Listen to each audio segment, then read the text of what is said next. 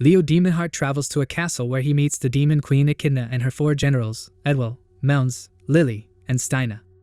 Even though he was the one who dissolved the Echidna's demon army, he claims that he wishes to join it. Echidna reprimands him and instructs her generals to expel him. Despite this, Leo repeatedly returns inside and ultimately persuades the generals to listen to his presentation. Edwell attests to his abilities and is eager to accept him. Lily desires to be with Leo since she intends to wed him, but Melns is not pleased about this. Steina then inquires as to why he wishes to join the demon army. Leo reveals that after he destroyed the queen and her army, the people he had freed viewed him as a monster and sought his death out of fear that he would become the next demon king.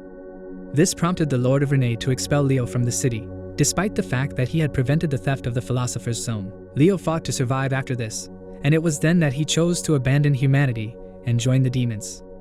Steina believes his story and hires him for a 1-month trial period.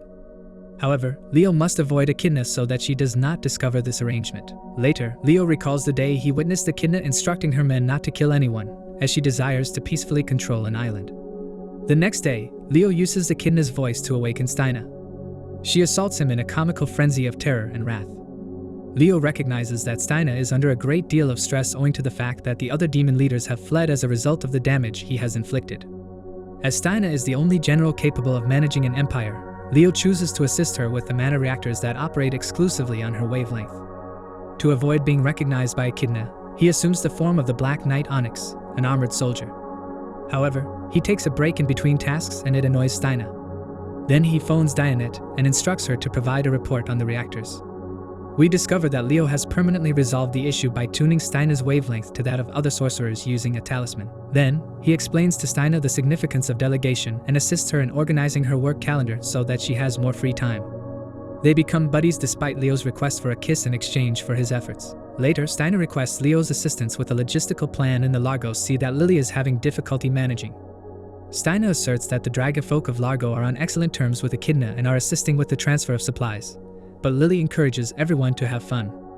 This is a critical business, so Leo disguises himself as Onyx and travels to Largo. He attempts to devise a plan of action, but without Lily's agreement, he is unable to act. Seeing no other option, he conjures a poisonous viper and allows himself to be bitten in order to convince Lily to obtain herbs for him. She changes into the Divine Wolf and encounters numerous difficulties that Leo has placed in her path to teach her the necessity of teamwork and delegating. However, rather than relying on outside assistance, she completes each work alone. Now, Leo disguises himself as a man named Godheart and visits her as she attempts to leap from a cliff. He offers her some guidance, but she manages to solve the challenge on her own. Leo believes he has failed, but Lily uses his suggestions to devise a plan by utilizing her team effectively. The mission is completed without incident, and Leo realizes he should have credited Lily more. He is later called by Echidna. As Onyx, he goes to meet her, and she asks him to dinner and drinks.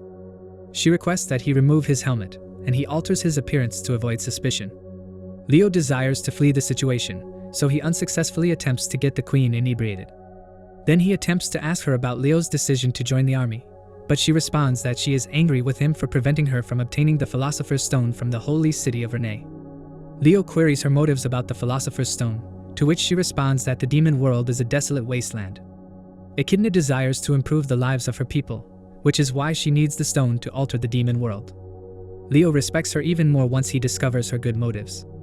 Now Echidna is making him uncomfortable by asking him about his motivations. He considers exposing his true identity to her, but they are interrupted by Steina and Lily, who inform them that Melns and Edwell have left the army.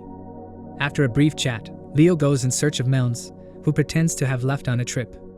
While Echidna searches for Edwell, who wants to commit suicide after witnessing his army lose to a chimera, Edwell decides to end his own life. Leo meets Melns and attempts to discover why he wishes to depart. As he is not a big talker, he explains that he is actually quite anxious about some interviews. He then requests that Leo teach him communication skills over the course of the next 3 days. Leo eventually consents and reports to Echidna, reassuring her of his well-being. Echidna also informs him that Edwell was quite furious since he considers him to be a useless general. However, his daughter Jarietta is now keeping a watch on him so that he does not engage in risky behavior. Leo later instructs Melns by clothing him as a waiter in a dining hall. Melns initiates his conversation with a mercenary group. He assists him by providing some advice.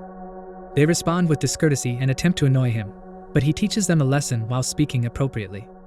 Leo congratulates Mounds on his advancement, and the two conduct a pretend interview in which Mounds inquires about Leo's genuine motivation for joining the demon army. He has doubts about Leo because he knows he is capable of destroying all of humanity on his own. Mounds also understands how Leo must feel deceived by the humans, as he also had a difficult childhood due to his mixed heritage. He then admits that he was perplexed by Echidna's benevolence when he joined her and that he intended to topple her in the future. Until Leo appeared and defeated all of them, Mounds begins to cry, so Leo tells him a story from approximately 1,000 years ago. He claims that Tokyo was a high-tech city with an abundance of technology until a portal opened, allowing demon world inhabitants to overrun Earth. This resulted in an all-out conflict, for which the humans developed demon hearts. Leo is a demon heart, but he is the only one who has survived up to this point. He argues that his primary objective has always been to help humanity, and that he has lived his life accordingly. However, after his recent betrayal, he chose to give up being a hero and begin a new life. Leo is relieved to have finally told someone his story, and Mounds is surprised to discover that Leo is thousands of years old. Leo is pleased with Mounds' development, and they retire for the night. The following day, Gerrietta informs Leo that Edwell was dissatisfied with his men after their loss to the Chimeras. However, he rejects their arguments since he believes they should be as skilled as he is. Leo devises a scheme and leads Lily and Gerrietta to an existing Phantom Knight outfit from the Machine era. The suit then makes its way to Edwell's men once he activates it. It proves to be more strong than anticipated and malfunctions, attacking Edwell as he attempts to fight it. Then Leo and Gerrietta arrive to offer him advice on how to overcome the outfit. The suit calls for reinforcements, and 3 additional suits awaken. Echidna and the other generals arrive to assist, which is fortunate. The Demon Queen destroys the machines, allowing Leo and Edwell to resume their education. He mocks him for not knowing how to destroy a Phantom Knight suit and then instructs him on how to collaborate with his team when battling chimeras. Edwell comes to his senses and apologizes for his rudeness to his men. They request that he remain their general, and he promises to improve. The following day, Steina informs Leo that he will likely receive a promotion, and he vows to discuss all of his goals during the meeting. Following this, he recalls the time he met Ibrad, a demon known as the Joiner of Hands. In the beginning of a flashback, Ibrad is shown pleading for his life to prevent being slain by Leo. He discusses Belial, who opened the gateway to the human world so that demons may enjoy a better existence. They then engage in a lengthy discussion in which Leo reveals his Genesis tale. As Ibrad tries to persuade Leo to live a life that will bring him happiness, they form a bond. During this conversation, Leo admits that he is the weakest model among the demon hearts and is training to grow stronger. After their conversation concludes, the containment squad arrests Ibrad, but he maintains his commitment to fostering peaceful coexistence between demons and humans. This is where it is revealed that Ibrad placed the concept of Leo giving up becoming a hero in his mind. Now that we're back in the present, Leo disguised as Onyx meets Echidna.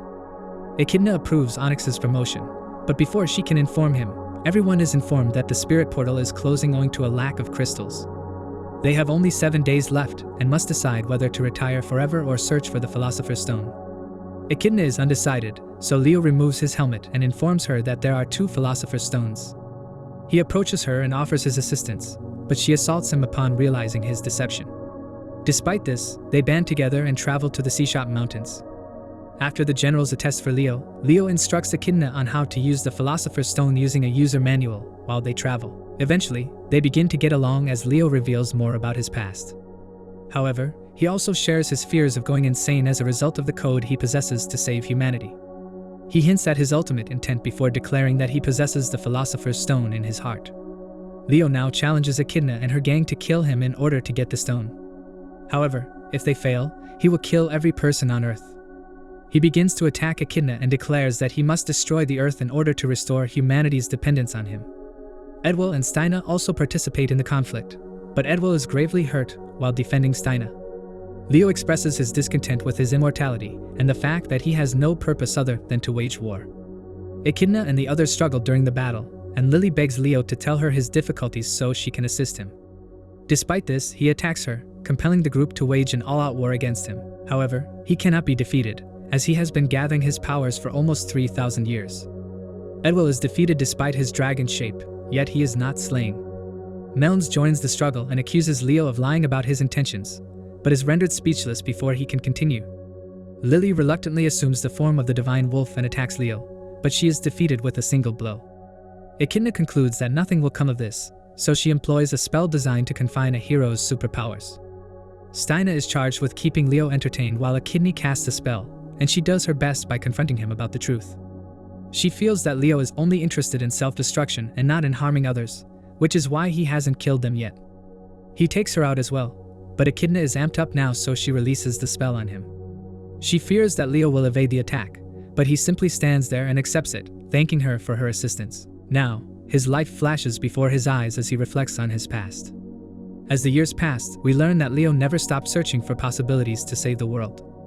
Slowly, he began to desire war so that the world would once again depend on him to defend it.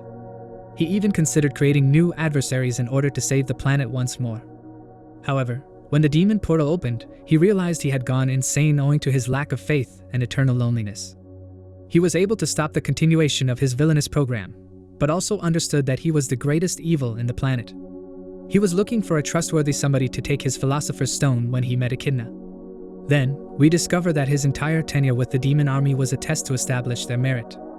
Echidna understands Leo's intentions and feels sorry for him having to endure so much agony. Leo begins to rethink his own values as Echidna figures that he merely wanted someone to save him from his identity of being a hero. However, she chooses to give him a fitting death by disabling his abilities, allowing the generals to deliver the killing blows. Leo collapses and feels happy that he's finally lost. The generals and Echidna confront him about his intentions, but he urges them to remove the stone from his heart quickly. After a series of emotional occurrences, Echidna decides against it and selects Leo as the peacemaker between humans and demons. He demands that each of the generals execute him, but they all reject. Leo is able to liberate himself after a brief conflict precipitated by Steina's suggestion that he deactivate his internal programming. He ultimately follows Ibra's guidance and heals himself, resealing the stone. Echidna extends her hand, which Leo accepts as a symbol of his decision to stop being a hero. She inquires whether he has any regrets about continuing to live as he begins his new life as Echidna's submissive. He demonstrates his sincere desire to assist her in achieving her goal of creating a better future for her demons. Jarieta interrupts their moment and says that a substantial amount of work has accumulated during their absence. Now Leo, Echidna, and the generals begin their new working partnership officially, and the show concludes. Thank you for watching. If you want me to do a recap of a certain anime, let me know and comment it below. Subscribe for more videos like this. See you soon.